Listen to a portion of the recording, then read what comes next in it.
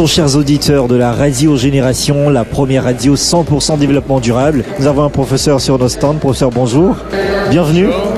Bienvenue. Alors avec vous, on va faire un petit entretien avec vous.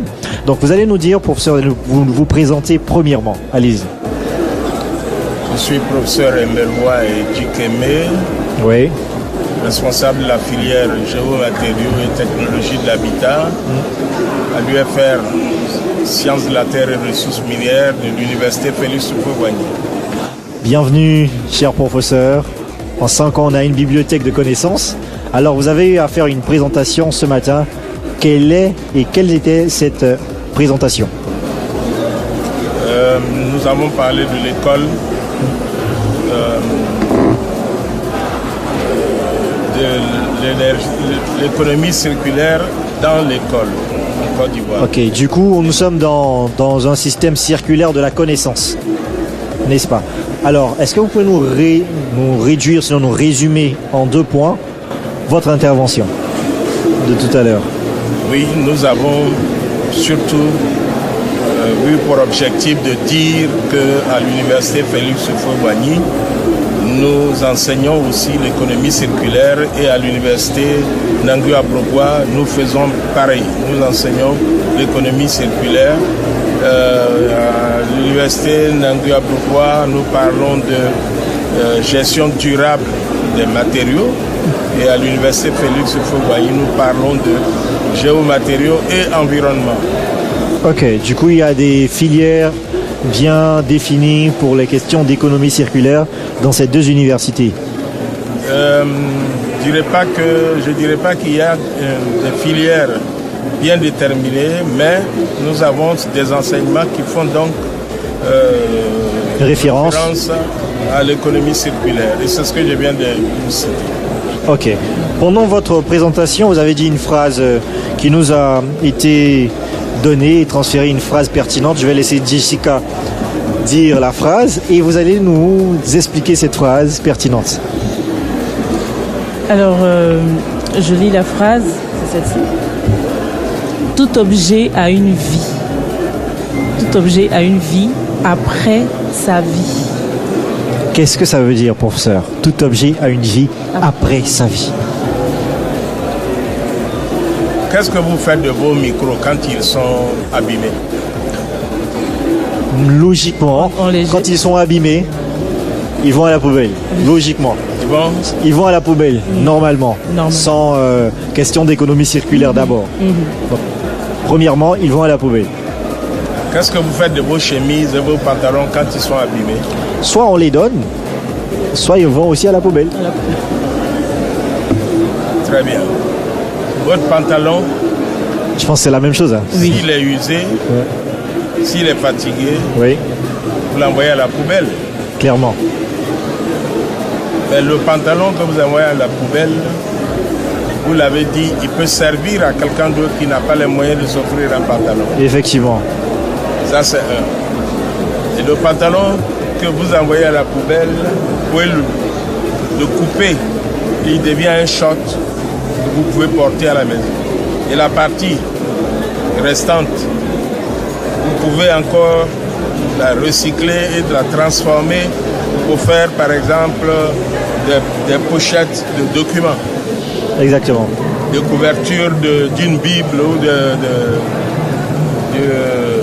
comment on appelle de fourniture, de cahiers. Un cahier, un livre, etc. Exactement.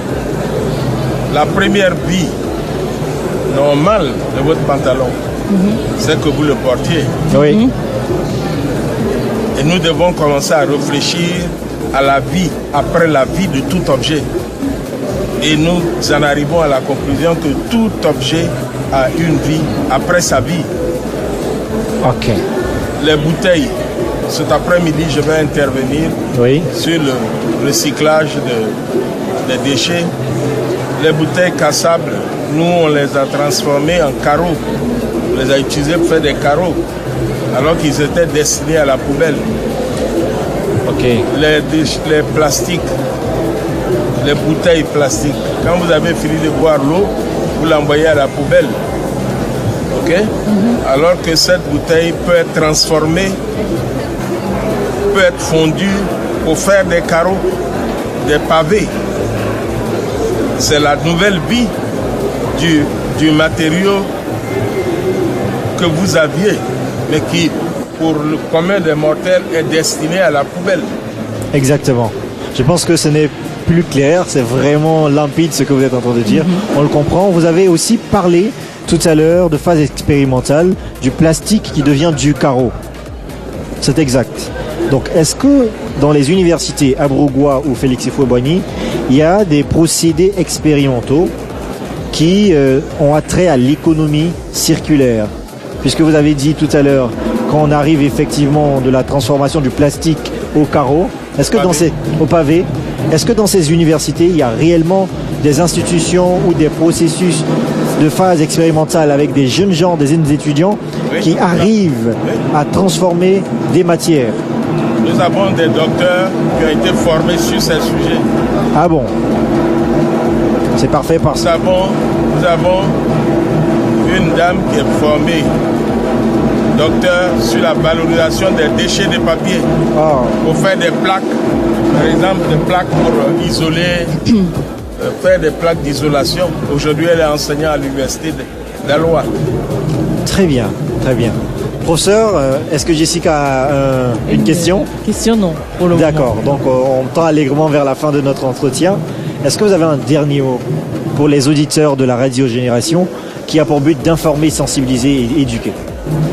Dernier mot, que tous gardent en mémoire que tout objet a une vie après sa vie. Et donc, quand je vais acheter mon cellulaire, ok, je vais l'utiliser, Oui. mais je dois réfléchir à qu'est-ce que le cellulaire devient quand je n'en ai plus besoin.